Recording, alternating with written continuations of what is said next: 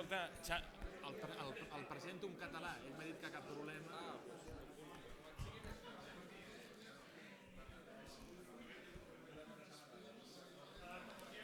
Bueno, comencem.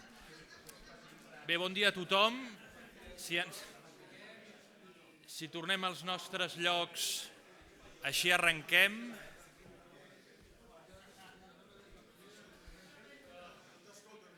No, sí, la gent està entrant. Ja queden molt pocs ja allí fora.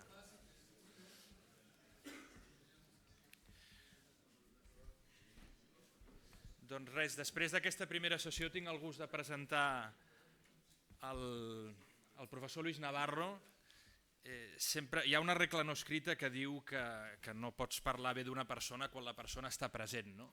I és una regla que existeix, però que jo me la fumaré olímpicament aquí perquè jo dels records que tinc és, abans del que es pugui dir de la seva trajectòria acadèmica, que és molt llarga, és que és una persona que té un tarannà molt acollidor, no? I que tu hi pots anar a xerrar de qualsevol cosa i t'escolta, t'atén i pots no tenir-ne la més pàl·lida idea de res i ell t'escolta i et fa sentir gran, no? I això és una cosa que... I dius, ostres, no en tinc ni idea, però m'ha escoltat com si sapigués alguna cosa, no? Però bé, anant una mica al torró, doncs mossèn Lluís Navarro és de Sant Sebastià, és prevere des del 1979, incardinat a la prelatura de l'Opus Dei, és llicenciat en Dret Civil i doctor en Dret Civil i és també llicenciat i doctor en Dret Canònic. És professor ordinari des del 2001 ordinari, però ja de molt abans, professor ordinari de Dret Canònic a la Pontifícia Universitat de la Santa Creu, on s'ha dedicat sobretot al dret de la persona, no? O sigui, llibre segon, part primera, fonamentalment, i moltes altres més coses que accedeixen, no, a aquestes taxonomies. Ha estat jutge del Tribunal del Vicariat de Roma, ha estat consultor i des del 2023 és membre del Dicasteri pels laics, la família i la vida. Ha estat degà de la Facultat de Dret Canònic de la Pontifícia Universitat de la Santa Creu des del 2007 i des del 2016 en va ser rector, no? I ha assessorat a un bon grapat de moviments i de noves realitats eclesials, no? Pel que fa a moltes temàtiques que ara requereixen estudis jurídics força complexos, no? I ell ens parlarà del respecte a la persona en l'acompanyament espiritual. Doncs a vostè la paraula. Bon dia a tothom. Pero ahí se acaba mi catalán. Entenderlo lo entiendo bastante, con lo cual...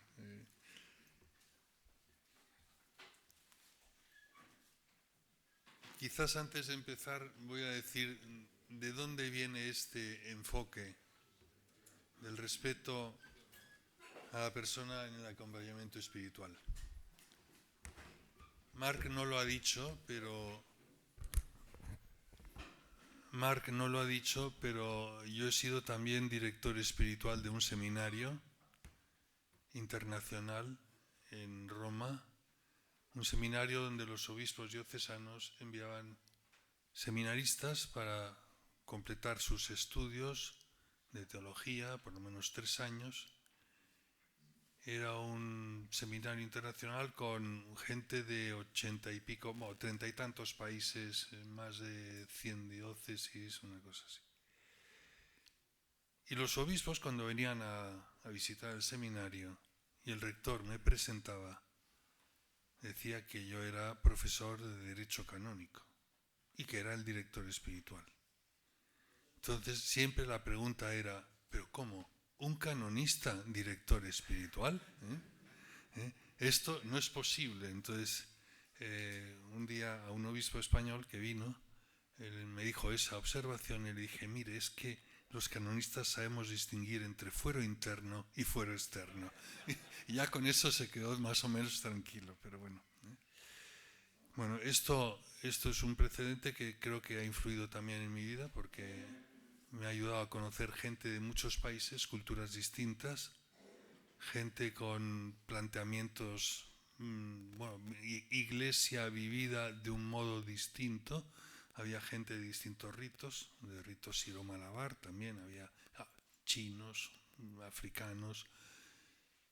Y mi preocupación en esos momentos siempre era cómo entender mejor a estas personas, también para ayudarles, orientarles hacia el camino, si la vocación era la vocación del sacerdocio o no. Entonces, esto era un desafío muy importante. Pasan los años, dejé el seminario y lo que es la vida, entré bastante en contacto con movimientos eclesiales. Nuevos movimientos eclesiales, y de hecho me pidieron montar un curso en la universidad, lo monté, y empezaron a venir gente de distintos grupos, desde Focolari, Comunión de Liberación, Memores Domini, Regnum Christi, venían de muchísimos, Schoenstatt, neocatecumenales. Y por las intervenciones, porque una de las cosas que hice fue eran casos prácticos donde la gente tenía que exponer lo que pensaban, y muchas veces salían el modo en que vivían ciertas cosas. Y me di cuenta que el tema del acompañamiento espiritual era un tema clave y que en muchos sitios hacía agua. No funcionaba adecuadamente. Y no funcionaba adecuadamente a veces por el tema de o que no había dirección espiritual, o que no había ese acompañamiento respetuoso a las personas. Bien, otro elemento que puedo meter como salsa en todo esto es, en mis años de Roma me tocó trabajar también en el dicasterio para el clero, yo fui comisario durante años para las causas de dispensa del celibato. Es una de las tareas más duras que creo que le puede tocar a un sacerdote estar lidiando con esto. Y bueno, cada mes teníamos 6 causas distintas. Tenías que estudiar todo el material y después venía a hablar con la comisión, te reunías y se daba un parecer. Y un denominador común era que prácticamente los sacerdotes que acababan pidiendo la dispensa habían abandonado la dirección espiritual. Eso que decía hace un momento el señor obispo de Vic, que lo primero es que el director, el acompañante tenga dirección espiritual, es capital. Bien, teniendo estos presupuestos se puede entender un poco más lo que voy a decir. Y por qué la última parte de esta sesión pensaba dedicarle un poco a algunas cuestiones relativas a movimientos eclesiales. Digo, porque también en sus diócesis y en sus parroquias tienen gente de estos grupos. El acompañamiento espiritual es una relación entre 2 personas, el que acompaña y el acompañado. Tienen edades y personalidades distintas, provienen de distintos contextos humanos, culturales y religiosos, y a veces también estados de vida distintos. Además, dentro de esa relación ocupan posiciones diferentes, porque el acompañante, aunque en este no esté dotado de poder, debido a su papel de guía, está investido de autoridad moral, lo que implica respeto por parte de la persona a la que guía, pero también gratitud. Gratitud por lo que hace y por el tiempo que dedica a su acompañamiento. Esta distinción entre ambos, en la relación de acompañamiento espiritual, puede dar lugar a formas de dominación sobre la persona acompañada. Por lo tanto, dentro de una relación de acompañamiento, es fundamental tener claro a quién se tiene enfrente. Hay un texto del oficio de lecturas de la solemnidad de la Natividad del Señor que a mí siempre me ha impactado. Es un texto de San León Magno en que profundamente exultante por el nacimiento del Señor, que se convierte en exultación para el santo, dice él, en confianza para el pecador y también en esperanza para el pagano, se dirige a los cristianos poniéndoles delante la belleza de lo que han recibido. Dice así: despojémonos por tanto del hombre viejo con todas sus obras. Y ya que hemos recibido la participación de la generación de Cristo, renunciemos a las obras de la carne. Reconoce, cristiano, tu dignidad. Y puesto que has sido partícipe de la naturaleza divina, no pienses en volver con un comportamiento indigno a las antiguas vilezas. Piensa de qué cabeza y de qué cuerpo eres miembro. No olvides que fuiste liberado del poder de las tinieblas y trasladado a la luz y al reino de Dios. Gracias al sacramento del bautismo, te has convertido en templo del Espíritu Santo. No se te ocurra ahuyentar con tus malas acciones a tan noble huésped, ni volver a someterte a la servidumbre del demonio, porque tu precio es la sangre de Cristo. Parafraseando estas palabras de San León Magno, me gustaría aplicarlas a la relación de acompañamiento espiritual, casi como una admonición. Reconoce, acompañante, la dignidad de quien tienes delante. Esta conciencia debe impregnar todos los aspectos de la relación entre esas dos personas. El acompañante tiene ante sí a una persona que ha sido redimida por Cristo, que es templo del Espíritu Santo, destinada a identificarse con Jesús. Por eso se ha escrito que el acercamiento del acompañamiento debe exigirle siempre que se quiten las sandalias ante el suelo sagrado del otro. No se puede pisar este terreno ni invadirlo. Hay que acercarse con profundo respeto, de puntillas, suavemente, llenos de admiración por el modo en que Dios se mueve en la persona. Así se es testigo de las grandes cosas que hace el Todopoderoso. Esto nos lleva a comprender que esa relación que he dicho al principio que era entre dos personas no se limita a estos dos. Hay un tercer y el más importante protagonista, que es el Espíritu Santo, el que guía a las almas hacia la santidad. Los otros dos están a su servicio, a la escucha, para discernir cuál es la voluntad de Dios para la persona acompañada. El Espíritu no habla siempre de la misma manera y a todas las personas. Ciertamente Dios tiene un plan para cada uno, un diseño, un camino de santidad que difiere del de los demás. Cada persona es única e irrepetible.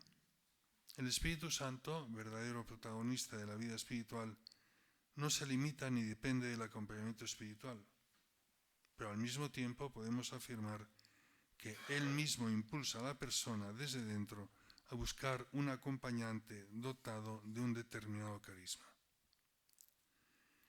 En esta relación, el que acompaña pretende ayudar al otro a discernir la voz del Altísimo y a comprender cuál es su voluntad. En cualquier caso, esa relación no es el canal exclusivo a través del cual la voz de Dios llega a la persona. Esto es muy importante. Y esto lo debe saber tanto quien acompaña como quien es acompañado. El primer paso para un acompañamiento respetuoso de la persona es, como ya se ha dicho, tomar conciencia de la dignidad de la persona acompañada. Y hablar de dignidad no es otra cosa que hablar de excelencia, honorabilidad, decoro, grandeza, nobleza. La dignidad es algo íntimo e indemostrable. Esta exposición la voy a dividir en tres partes. En la primera, quiero reflexionar sobre lo que es dignidad humana y cristiana de los fieles. La segunda, las formas en que se manifiesta el respeto típico de esta relación. Y la tercera, como les decía al principio, trataré sobre algunos aspectos del acompañamiento en movimientos eclesiales y nuevas comunidades. Mi trabajo con movimientos eclesiales y nuevas comunidades me ha llevado a reflexionar sobre el modo en que el acompañamiento espiritual se ha llevado a cabo. En efecto, he visto que tantas veces falta una preparación adecuada y que en otros se han cometido abusos forzando las conciencias. Ustedes ciertamente tienen contacto con fieles que pertenecen a estas realidades y a la vez son de las parroquias. Por eso es útil conocer mejor las peculiaridades del acompañamiento. De este modo se está en condiciones de ayudar a estos fieles.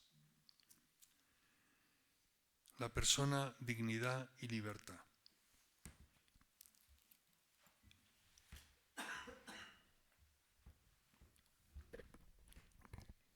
Para comprender la dignidad de la persona acompañada, debemos partir del hecho de que, como afirma solemnemente el Concilio Vaticano II, en una frase que San Juan Pablo II ha utilizado mucho, el hombre es la única criatura terrestre a la que Dios ha amado por sí misma.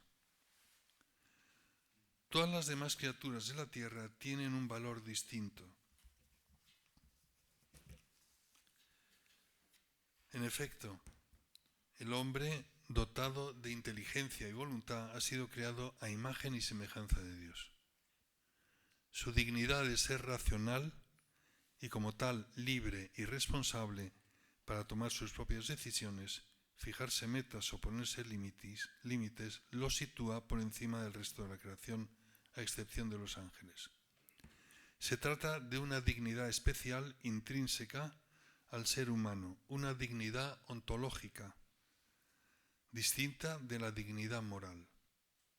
La primera es igual para todos, la segunda es diferente y depende de las acciones de cada persona. La dignidad ontológica de la que hablamos es la de la persona humana, codes perfectissimum in tota natura, compuesta por el cuerpo y el alma espiritual. La dignidad ontológica del hombre, en cuanto radicada en la naturaleza humana, es la misma para todos los hombres, desde el más inteligente al menos inteligente, el más sano al enfermo, el moribundo o el que está lleno de vida. Creado libre y racional, el hombre nunca es objeto, sino sujeto, un protagonista de las relaciones sociales. Su dignidad y libertad, características de la naturaleza, deben ser respetados por todos. Por tanto, existen exigencias internas de justicia que emanan de la naturaleza humana.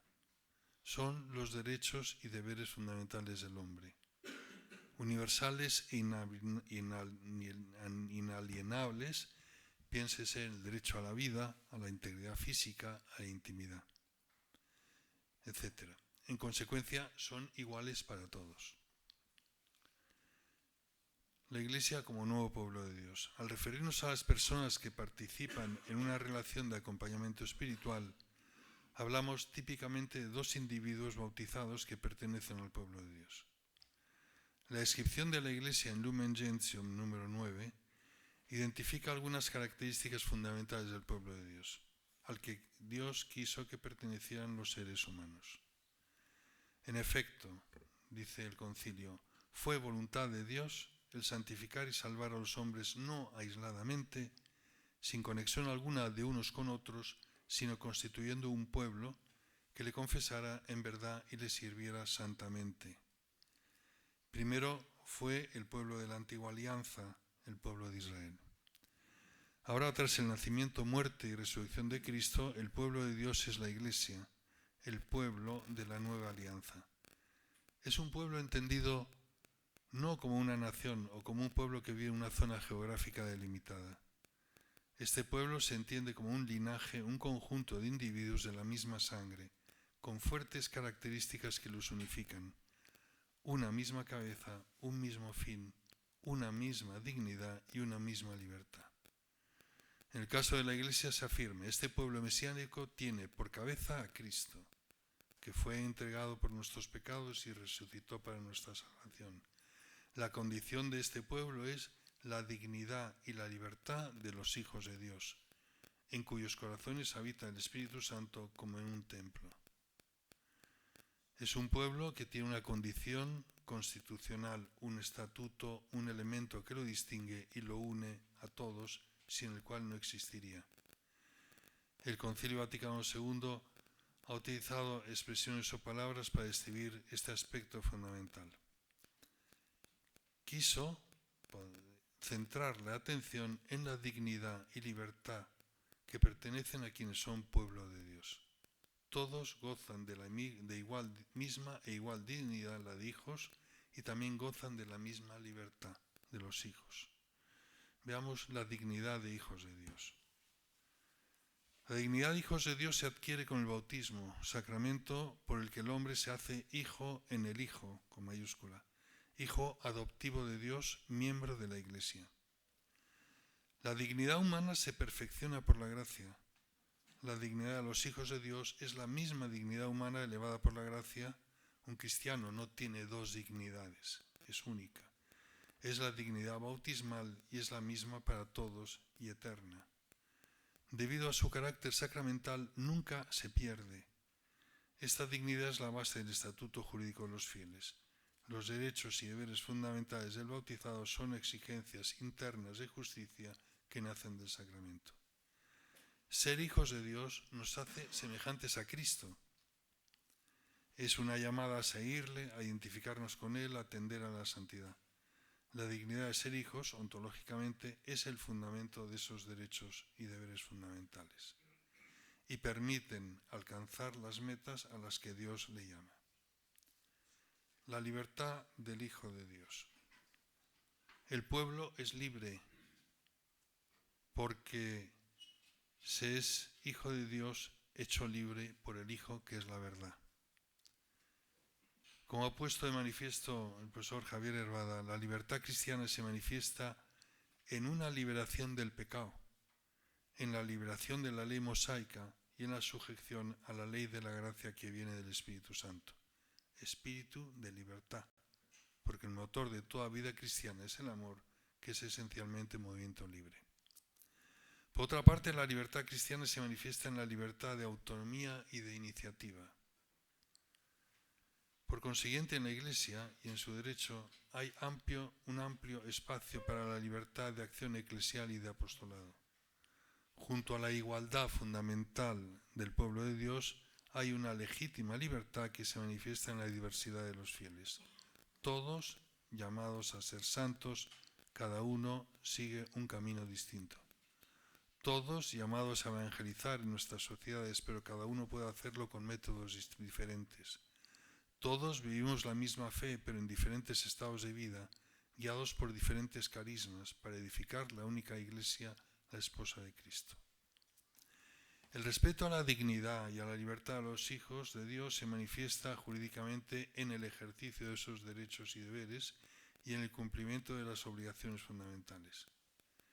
Entre ellos, particularmente relevante es el derecho a recibir de las manos de los ministros los sacramentos y la palabra de Dios. El fiel tiene derecho a ellos y sin ellos no puede realizar su vocación de hijo de Dios. Además, no olvidemos que hay otro derecho de los fieles, el derecho a la intimidad, que está muy relacionado con todo el acompañamiento espiritual. Un derecho natural, es decir, de todo ser humano, que es particularmente relevante en el tema que nos toca tratar. Respeto debido en la relación del acompañamiento espiritual. Respeto de la dignidad de hijo de Dios. Todo fiel es hijo de Dios y debe ser tratado como tal. Dentro de una relación de acompañamiento y a la luz de los efectos y límites de las personas en su vida espiritual, no se debe olvidar que como hijo de Dios, la persona acompañada tiene siempre toda la gracia necesaria para seguir la voluntad de Dios. Sus defectos, errores y pecados no le convierten en un desecho de la Iglesia. Sigue mereciendo ser tratado con el respeto debido a cualquier hijo de Dios. No es que este es muy bueno, entonces le trato bien, a este no. Incluso y sobre todo cuando es hijo pródigo, sigue mereciendo ser tratado con el respeto debido a cualquier hijo de Dios, incluso y sobre todo cuando es hijo pródigo, pero también cuando se presenta como el hermano mayor de la parábola del Padre Misericordioso, el que aparece perfecto, pero no lo es. Respeto a la libertad de la persona. El que acompaña a otro tiene la tarea de iluminar, guiar, escudriñar, para comprender hacia dónde guía el Espíritu a esa alma. Sin embargo, no puede imponer, mandar, anular la voluntad del acompañado, pues su papel es de servicio, no de dominación. Con frecuencia ofrecerá consejos, hará sugerencias, animará a explorar nuevos caminos en la vida de oración, sugiriendo lecturas de la Sagrada Escritura y de autores espirituales. Los fieles acompañados pueden, por tanto, ser aconsejados, guiados, pero nunca obligados. Esta libertad es fundamental en el ámbito del acompañamiento espiritual. En la vida espiritual y en el camino de cada persona prevalece la libertad, no la coacción. El creyente debe vivir la vida cristiana libremente por amor de Dios y a los hombres. Es él quien decide, no el acompañante. Este intentará promover la libertad interior del acompañado, que puede estar limitada en su libertad a causa de su educación infantil o de su propia rigidez o inseguridad. Hay muchas personas inseguras que lo que buscan es que dime lo que tengo que hacer. Y esto no es lo que hay que hacer. Te sugiero esto, piénsalo, llévalo a la oración, considéralo y libremente tú decides. En tal caso, ante una persona insegura, infantil, etc., el acompañante debe ayudar a la persona a madurar, a ser dócil y a abrazar siempre su libertad interior. Respetar la naturaleza de la relación de acompañamiento. Esto es clave también. Vamos a libertad, viendo a la persona, dignidad y libertad. Respetar la naturaleza de la relación. Este respeto se manifiesta al menos de tres maneras. La relación debe ser siempre libre, tanto cuando se establece como a medida que avanza y cuando llega a su fin, porque la relación de acompañamiento espiritual puede llegar a su fin, porque el que estaba acompañando cambia de ciudad o muere, pues tendrá que buscar otro, ¿no? No es que sea una relación eterna. Cuando llega a su fin, la relación debe abrazar siempre la libertad. Todo comienza cuando un fiel se acerca a otro y le pide que le acompañe en su camino. El que recibe esta petición puede aceptarla o no, con total libertad. No se está obligado. Si la acepta, es el comienzo de una relación que pretende valorar a la persona acompañada. El respeto a su autonomía se demuestra en fomentar su impulso a tomar la iniciativa y en no presionarle en términos de abrir su corazón. Es decir, es un camino progresivo que hay que respetar la libertad de la persona, también en ese ir abriéndose, en ir manifestando cómo es su vida, cómo ha sido su vida, cómo es y por dónde le parece que Dios le está guiando. El que acompaña a otro debe saber respetar los tiempos de otra persona. Los tiempos de la persona son importantísimos. No hay que acelerar. Es como decir, hecho un hueso de melocotón y al día siguiente voy a ver si está el árbol. Pues no, hay que darle tiempo a la persona. Saber escuchar y también saber hacer las preguntas que corresponden y de un modo amable, respetando la libertad del otro. La relación de acompañamiento se basa siempre en la confianza. Si no hay confianza, es imposible. Esto, bueno, yo creo, después en el diálogo saldrán cosas y aprenderé mucho de lo que digáis también, porque todos tenemos que aprender. Pero la confianza no se impone, la confianza se gana y requiere tiempo.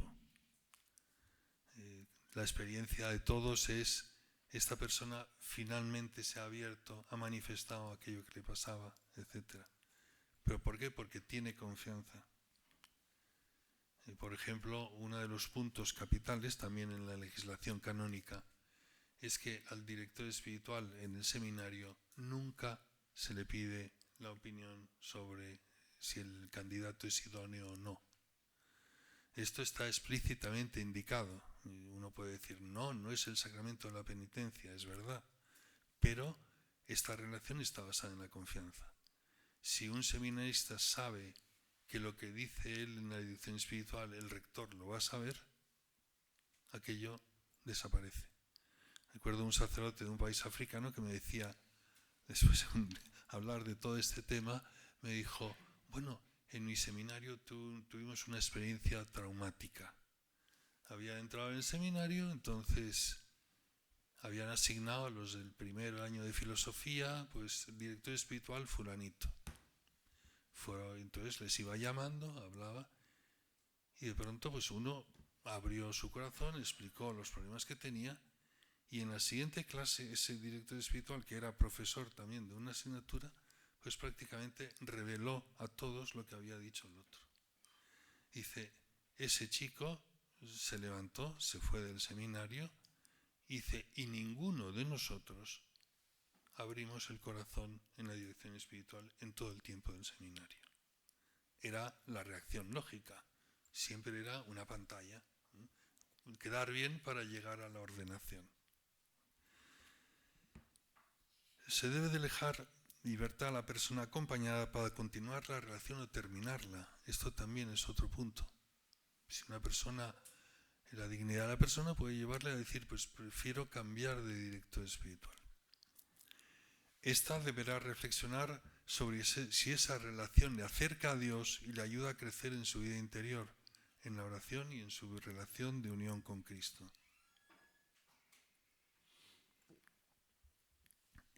Normalmente conviene establecer un horario para los encuentros y un lugar donde se celebrarán.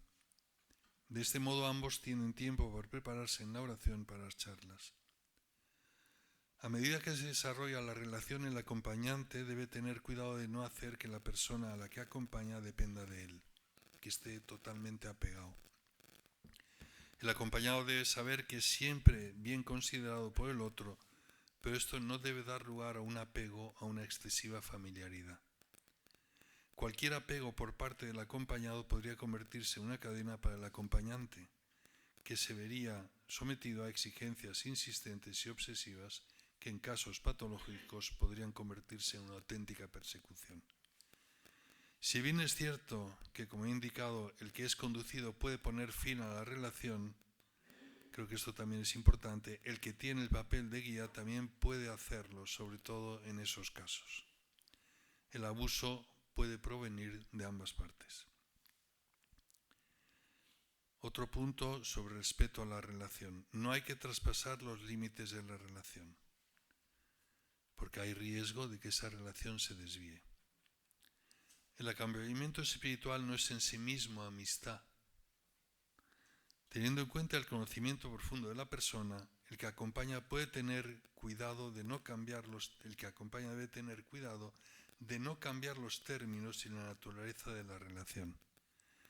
Debe evitar que la cercanía espiritual se convierta en una relación de intimidad, entre comillas, con muestras de afecto que estarían fuera del lugar en el acompañamiento. Besos, abrazos. Una cierta distancia física ayuda a respetar esos límites, sin ser frío y distante, pero una distancia debe existir. Ese respeto se concreta en la elección del lugar adecuado donde se tienen las conversaciones. Puede ser una iglesia, una capilla, un salón abierto, espacios, incluso evidentemente el confesionario. El mantenimiento de la distancia física, la delimitación de la duración de los encuentros también ayuda. Hablaremos 1 hora cada mes, por ejemplo. Si el acompañante es sacerdote, que es lo normal, en muchos casos, evitará exigir al acompañado que se confiese con él. Debe respetar la libertad del fiel para acercarse al sacramento de la penitencia. Debe respetar su opción de participar en el sacramento con quien quiera y donde quiera, Solo si el acompañado lo desea, deberá confesarse con su acompañante. Esto es también un principio que vale la pena respetar. En algunos sitios pues no se respeta, te confiesas con... Como es bien sabido, este sacramento tiene una protección especial. Lo que se dice durante la confesión debe mantenerse en secreto. El confesor no debe decir nada sobre la persona, sus cualidades, virtudes o defectos. Recuérdese que el secreto sacramental, el sigilo sacramental, es inviolable. Ni siquiera el penitente puede librar al sacerdote de observar esa práctica. Todo lo que concierne al acompañamiento espiritual también debe mantenerse en secreto. En cambio, la persona acompañada puede hablar de ciertos aspectos fructíferos de su camino de acompañamiento a quienes crea que pueden encontrarlo útil. Tercer punto en este respeto de la relación es dar la prioridad al Espíritu Santo. El acompañante y el acompañado recordarán a menudo que el Espíritu Santo es el verdadero y único guía espiritual. Y Él, ubi vult spirat, donde quiera sopla. Donde quiere sopla. La tarea del acompañante y del acompañado es escuchar su voz. Por su parte, el acompañante debe estar al lado del acompañado, no frente a él. Debe estar al lado como quien ayuda y no impone ninguna elección. Esto es especialmente importante cuando hay un discernimiento vocacional. Estado matrimonial, estado religioso o también sacerdocio. El discernimiento es un discernimiento que lo tiene que hacer el que es acompañado y debe escuchar al Espíritu Santo. ¿Por dónde me guía el Espíritu Santo? Por eso, muchas veces vale la pena aconsejar este tema, háblalo con el Señor en la adoración, en los momentos de oración mental, de meditación. Lleva esto, puedes usar esto, te puede servir esto, pero eres tú con el Señor. Lo peor que a veces ocurre en algunos lugares es cuando le dicen, la voluntad de Dios para ti es esta. Eso de un modo taxativo yo lo he visto desgraciadamente que se ha hecho. Entonces eso es tremendo, eso es cortar las alas al Espíritu Santo y también dañar a las almas. Bien, una vez afirmada la dignidad y libertad de los hijos de Dios, que deben ser respetadas en toda relación de acompañamiento espiritual, paso a referirme al acompañamiento en movimientos eclesiales y nuevas comunidades. Estos son descritos de este modo por la carta Iuvenescit Ecclesia, que es una carta del Dicasterio de Doctrina de la Fe, en el número 2, y es un documento que recoge mucho de la enseñanza de Juan Pablo II, de Benedicto XVI y Papa Francisco. El carácter de movimiento las distingue en el panorama eclesial como realidades fuertemente dinámicas, capaces de despertar particular atracción por el Evangelio y de sugerir una propuesta de vida cristiana tendencialmente global que toca todos los aspectos de la existencia humana. Esto es importante porque hay fenómenos de donación a Dios en estas realidades y de donación de entrega total a Dios. La relación de cada miembro con su comunidad, en la que se concreta su entrega total a Dios dentro de ese contexto eclesial, podría hacer olvidar, y esto ocurre, que la persona es ante todo un Christi Fideles. Su condición primera y fundamental en la Iglesia es la de ser fiel cristiano. Por eso está dotado de derechos y deberes fundamentales otorgados en el momento del bautismo. Esa condición jurídica y sus consecuencias deben ser respetados tanto por la jerarquía como por los demás fieles. En un estatuto, por tanto, debe ser respetado por todo, es un estatus, un estado que debe ser respetado por todos los miembros de ese contexto y también por quienes gobiernan y desempeñan funciones de autoridad. Todo miembro de una comunidad, antes que miembro de esa, es fiel cristiano y miembro de la Iglesia. En el acompañamiento espiritual dentro de los movimientos resulta particularmente necesario no olvidar este aspecto. Cada persona tiene derecho a recibir la ayuda necesaria para poder vivir su carisma en su estado de vida, casado, clérigo, laico o consagrado. Entre estas ayudas está el acompañamiento, un acompañamiento específico que tenga en cuenta la edad, la formación religiosa, la formación académica, la vocación profesional. No todas las personas son iguales, ni lo son en las distintas etapas de su vida, adolescente, joven, adulto, anciano. El acompañamiento bien hecho contribuirá al crecimiento humano espiritual no solo de la persona, sino también del movimiento y comunidad a la que pertenecen. Pues cuantas más personas libres y maduras haya en un movimiento, serán más capaces de corresponder a lo que Dios desea de ellos. Además, debemos ser conscientes de que toda relación de acompañamiento espiritual, no todo fluye de forma pacífica y armoniosa. Siempre hay que tener en cuenta las limitaciones humanas. Puede haber pequeños malentendidos mutuos. Puede suceder que las peticiones del acompañante, que pretenden ayudar a la persona acompañada a examinar con valentía su propia alma para superar faltas y pecados, no sean inmediatamente recibidas favorablemente. Estas dificultades ordinarias pueden superarse con el tiempo. Sin embargo, del acompañamiento desviado surgen muchos problemas que dejan heridas profundas en las personas. Vienen a la mente esos comportamientos de seducción progresiva del acompañante que atraen y atan a la persona hacia sí, haciéndola manipulable y sometida a su poder. Una relación de este tipo puede ser fuente de abuso espiritual, de abuso de conciencia e incluso de abuso sexual. Todo ello constituye claramente una violación de los derechos de los fieles, aun cuando tales comportamientos no hayan sido calificados directamente como delitos por las leyes de la Iglesia. Los fieles que sufren estas formas de abuso pueden ciertamente denunciarlas ante la autoridad eclesiástica. Un tema peculiar en los movimientos y comunidades, que está presente en muchos de ellos, es el acompañamiento comunitario, que sin duda es relevante, y los riesgos que entraña existen también.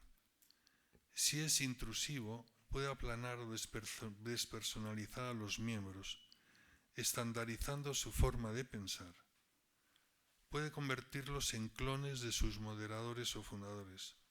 Todos piensan igual, todos razonan igual, todos son iguales, y eso se nota incluso externamente, por la forma de vestir, de peinarse, del lenguaje que utilizan. Hay cosas que son horribles, pero dices, es horrible, pero ocurren. El resultado es un debilitamiento de la identidad y de los dones únicos de la persona. Un punto importante en estos movimientos es el tema de la elección del acompañante personal. Este aspecto plantea algunos interrogantes. ¿Es libre un miembro de un movimiento de elegir a una persona que le acompañará? ¿Puede ser una persona ajena a la comunidad o al movimiento o tendrá que ser una persona interna? Son preguntas importantes y en esto no hay una opinión absoluta. En un seminario de estudio que tuvimos en la Universidad de la Santa Cruz, el cardenal Farrell, el prefecto del dicasterio de laicos, empezó la primera charla y hubo una pregunta, es decir, ¿se puede escoger un acompañante que sea de fuera o tiene que ser siempre de dentro? Y él respondió, siempre de fuera.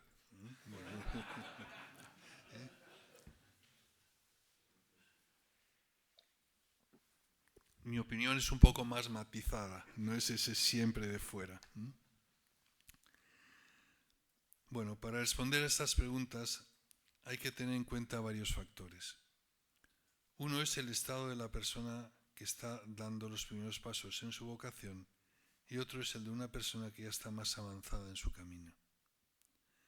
También hay que considerar que un acompañante interno conoce bien el carisma del grupo, el estilo de vida, el tipo de actividades de evangelización, los escritos del fundador. En este sentido, podrá ofrecer unos consejos más adecuados al camino de la persona a la que acompaña.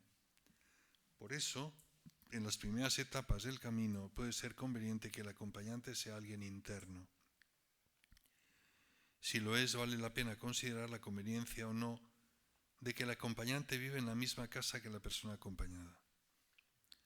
Tal situación, de hecho, estoy de acuerdo con lo que ha dicho el señor obispo sobre la presencia del director espiritual en el seminario, porque yo, siendo director espiritual de un seminario, yo me he dado cuenta de muchas cosas, hasta de cómo comen o de cómo juegan al fútbol, etc.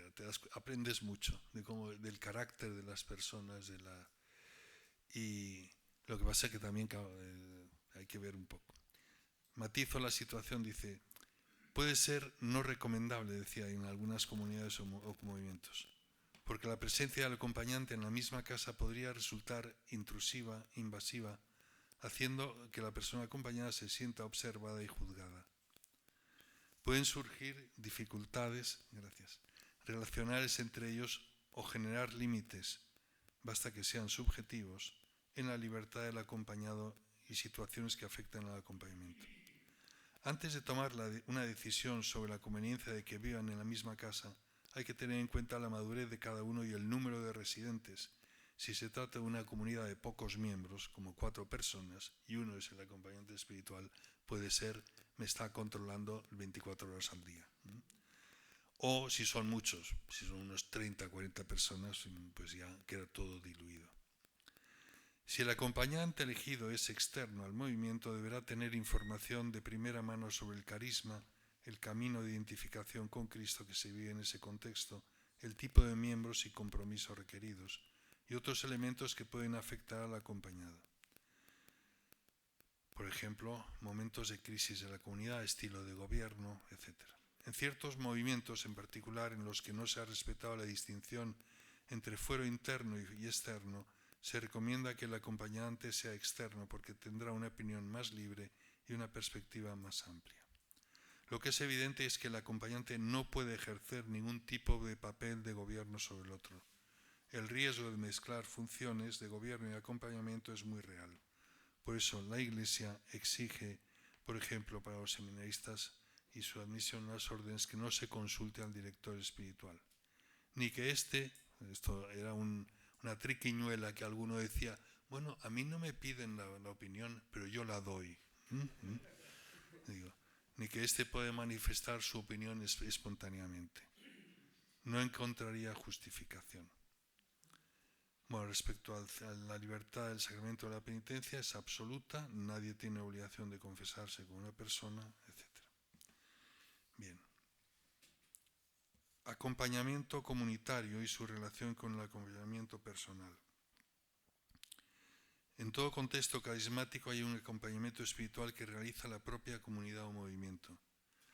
Hay un determinado carisma que se convierte en una forma de vida concreta que se manifiesta en los escritos del fundador y en prácticas que se transmiten de generación en generación. Los gobernantes se aseguran que todos los miembros reciban la formación espiritual, humana, doctrinal. Redactan directrices escritas dirigidas a los miembros, indican actividades apostólicas prioritarias en el momento actual. Cada miembro está llamado a integrarse en ese marco. Para evitar que la dimensión comunitaria prevalezca sobre la individual, teniendo en cuenta la singularidad de cada persona, el acompañamiento personal debe tratar de potenciar lo que hay de positivo en la persona, fomentar su capacidad de iniciativa para vivir el carisma dentro de la Iglesia. Es decir, en el fondo, el que acompaña tiene que hacer que emerjan los talentos de la persona acompañada, porque esos talentos están en el fondo al servicio de ese movimiento y al servicio de la Iglesia. Bien. Otro punto que digo, y concluyo prácticamente con esto, es que el acompañamiento espiritual de los movimientos puede ser un instrumento de gran utilidad también para gente que no pertenece a ese movimiento eclesial. Pueden haber preparado personas competentes, que después acompañan gente que está dentro o fuera, y cada uno encontrará su camino, pero puede ser una fuente que beneficia a la vida de toda la parroquia, de la diócesis, porque esos acompañantes pueden ayudar mucho en el camino de santidad. Bien.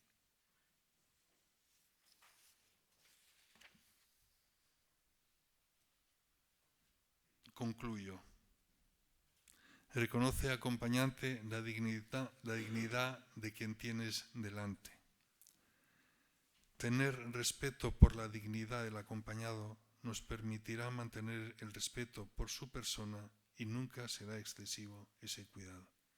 Es un servicio a las almas, un servicio querido por Dios para su Iglesia. Muchas gracias.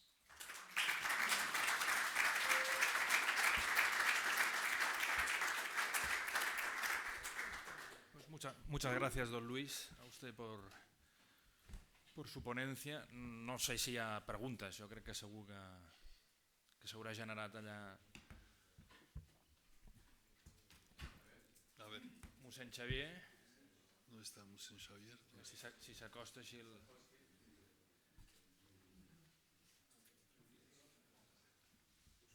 Sí.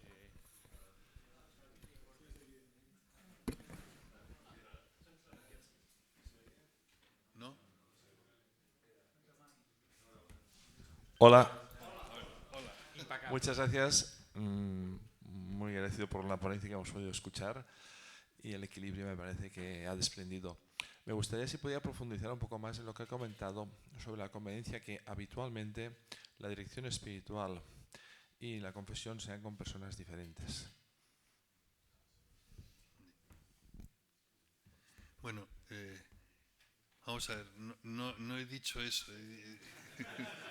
O si se ha entendido, me he equivocado al expresarlo. Es decir, yo entiendo, como se ha dicho, que muchas veces el acompañamiento espiritual puede concluir en la confesión. Pero digo que siempre que ese acceder al sacramento de la penitencia tiene que ser algo libre por parte del que es acompañado. Que no se sienta obligado, yo cada vez que voy a tener una charla de dirección espiritual, tengo que confesarme con este sacerdote. Por eso, yo una de las cosas que siempre he hecho en la dirección espiritual es decir, abrir esta posibilidad, pero decirle a la persona, cuando quieras, al acabar la charla de dirección espiritual, tú me dices, quiero confesarme. Ya está. Entonces, por lo menos garantizas que sea él. Pero esto es muy sutil. En algunas realidades, a veces, también se dice, es bueno que os confeséis con el padre no sé qué. Claro, al grupo que le dicen eso, en el fondo le están bloqueando. Entonces dicen, pero después, no, yo les dejo libertad. Les dejas libertad, pero has dicho una cosa que es como una losa que está ahí encima. Y peor todavía es cuando dices, en otra reunión, alabas a una persona porque realmente ha ido a confesarse con el padre fulanito. Qué bueno ese es un ejemplo para todos nosotros. O sea, hay muchos modos sutiles de ir limitando la libertad de las personas. Pero la confesión, quiero decir, es libre y puede ser perfectamente con la persona que acompaña, con el director espiritual. Pero tiene que ser querida siempre y cada caso por el sujeto.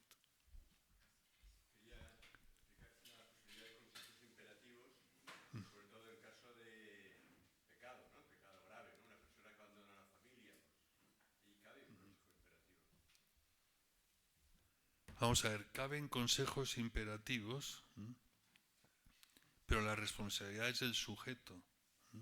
Eso siempre.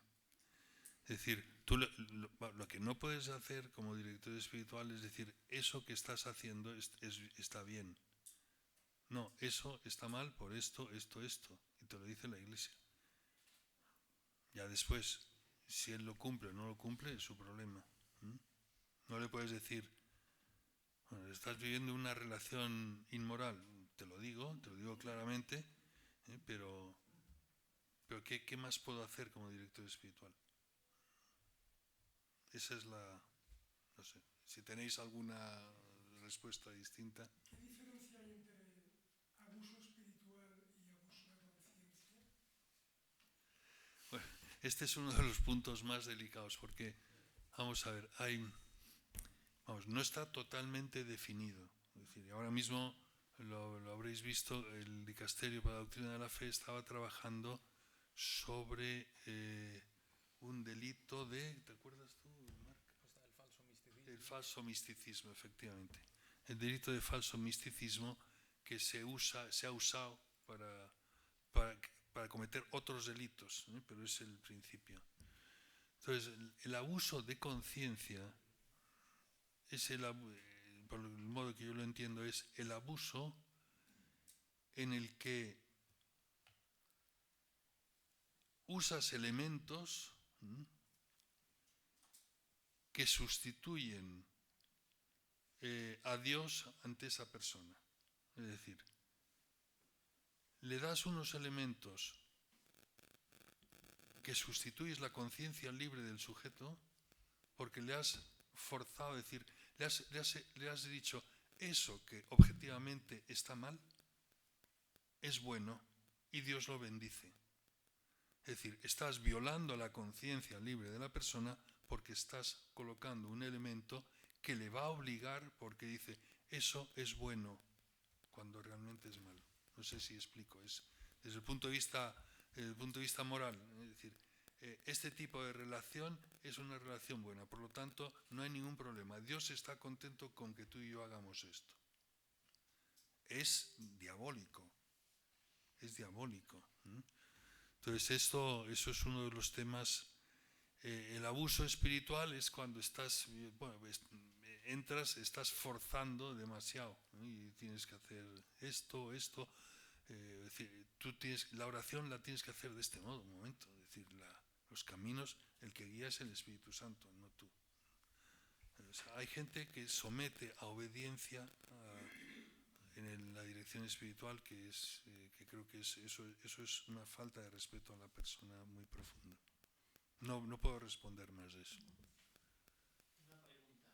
Cuando a veces se solicita que un sacerdote más joven sea que acompañe espiritualmente a uno más mayor, incluso con una espiritualidad distinta, por ejemplo, pues a un diocesano, pues un religioso que tiene ya una espiritualidad y tal, el rechazarlo como dice, mira, yo creo que no soy yo el ideal, cuando a uno se le busca, ¿es justo o es mejor que uno se ponga al día y decir, porque dice, bueno, ¿cómo puede acompañar a una persona que no conoce su espiritualidad? ¿Qué es lo prudente? Bueno, primero hay que ver de dónde viene esa solicitud. Sí. A veces se busca el sacerdote, pues acompañantes espirituales hoy día es que muchas veces en las diócesis se oye, porque ya no hay, que son misterios. Tiene que haber como unos sacerdotes así que son como una especie de eremitas.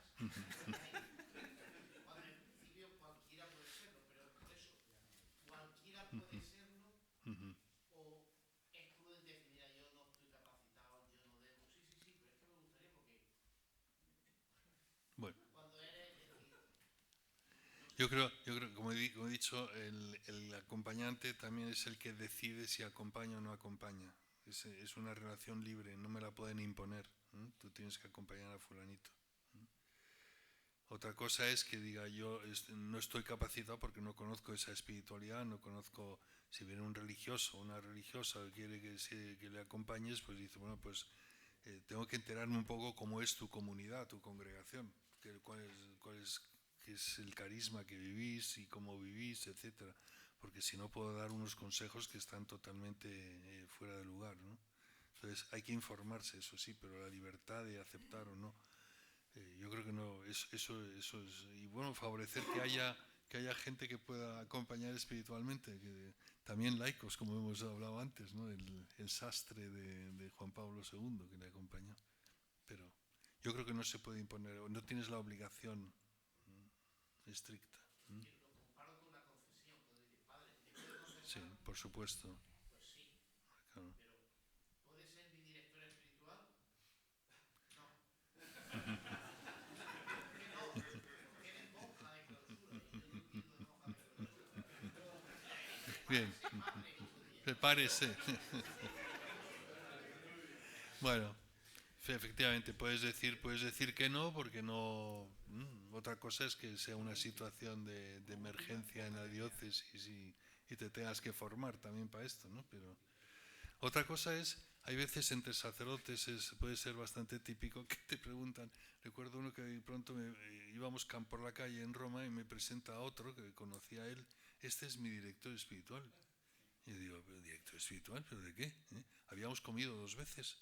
Entonces habíamos hablado, sí, había salido algún tema espiritual, pero vamos, que tampoco era... yo conocí... bueno, pues yo me quedé sorprendidísimo. O sea, el concepto de dirección espiritual a veces es muy amplio, ¿no? Ahí había uno que... Fem una darrera i després es podrà aprofundir a la... Una pregunta que es, se nos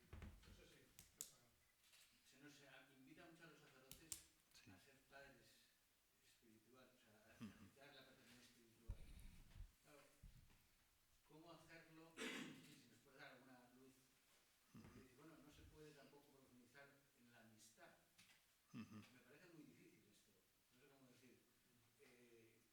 También yo creo que esto en los sacerdotes más jóvenes a veces no solo los jóvenes, también los mayores, pero creo que es un límite, no sé cómo se puede ayudar o qué luz se puede dar para facilitar entender bien esto que estás diciendo. Vamos a ver, me parece que no tengo una solución inmediata, ¿no? Pero cuando antes también se ha referido Su Excelencia sobre el tema de la paternidad, que a veces está vista con malos ojos, ¿no? El padre que domina, el padre que... hay que ejercer una paternidad espiritual sabiendo que es una paternidad espiritual, que no es dominio, que no es patria potestad, que no es... estos son mis hijos, entonces son mis hijos y no son hijos de otros. También la libertad hay que respetar el que las personas puedan ser libres en todo momento, aunque hayas ejercitado una paternidad espiritual, que la tienes que ejercitar, que es, en el fondo, es querer a la persona, respetarla, etc., ¿no? Una carta de Juan Pablo II que a mí me ayudó mucho en este ámbito referido a la mujer es la carta que escribió el Jueves Santo a los sacerdotes en el año 95 y hablaba de la relación del sacerdote con la mujer y explicaba que la relación del sacerdote con la mujer tiene que tener como 2 modelos, o la madre o la hermana. O sea, cuando tratas a tu hermana, pues es mi hermana, hay una gran familiaridad y a la vez hay un gran respeto, porque es mi hermana. O sea, el sacerdote en ese ámbito, yo me refería a lo de no llega una amistad, no es una relación de amistad, es una relación en la que uno pide al otro que le acompañe, no porque es amigo, sino porque es maestro, porque sabe, porque es un hombre santo, es un hombre, o me parece que es santo, etc. No es porque es el amiguete.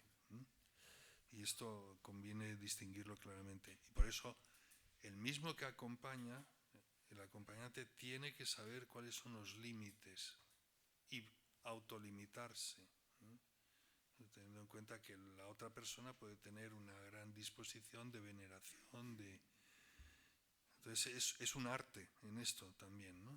El saber decir, bueno, hasta aquí, esto no, o este tipo de plan, o no me voy a ir a tu casa a pasar un fin de semana. Hay cosas que uno dice, bueno, mejor ser... Yo iría un poco en esa línea, no sé si es suficiente. Pues muchas gracias, don Luis. I ara ens espera en el Mas per cuidar l'esperit i cuidar també, no? Exacte, el dinar.